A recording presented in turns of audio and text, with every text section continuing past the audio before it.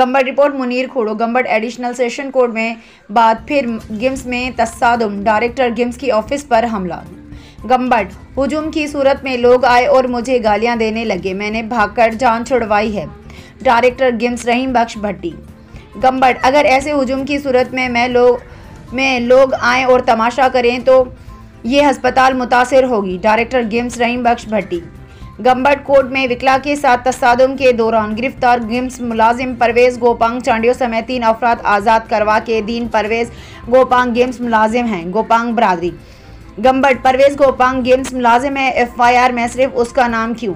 गोपांग बरादरी। गंबड़ पुलिस नफरी गिम्स अस्पताल पहुंचकर कंट्रोल कर दिया। शायद मां राउंड रही दिल्ली हॉस्पिटल जो कोई कॉलेज ओडो हॉस्पिटल जो राउंड रही मूंसां PS गॾो ऐं ॿियो हिकिड़ो वीचारो सिक्योरिटी गार्ड गॾो पुलिस वारो उहो अचूं पिया त असांजो हिते जेका कॉलेज वारी जेका आयसीं जंहिंसां सिक्योरिटी आहे हितां 500-200 माण्हू हुजूम सां अचे मुंहिंजे चयूं त माण्हू जो कोर्ट में बि केस कयो, उते माण्हू अचे उते बि कयो, वरी हिते बि अची माण्हू कयो। सो उहो पोइ वांदो मुंहिंजो कहिड़ो वास्तो, कोर्ट जो मसइलो आहे, वकील आहिनि, तव्हां ॼाणो, मुंहिंजो कहिड़ो वास्तो हुन में।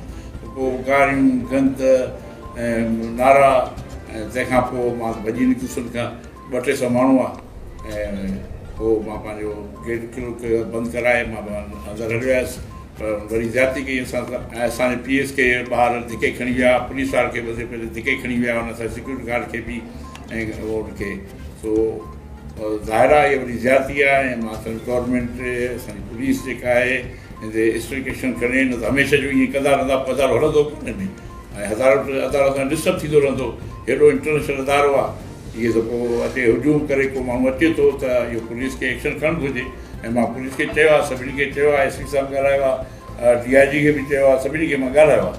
हा ॾिसो हाणे जेको थियनि की जेसिताईं एक्शन न खणंदा न त हमेशह इहे वरी हिरी पवंदा, इहे अदारो बि बंदि पैक कराईं था, हुजूम करे वठी था माण्हू, असांजे भरिसां वेठा आहिनि हिते, मुंहिंजो ॻोठु आहे हिते, त पोइ इहा वॾी ज़्यादती थींदी असां।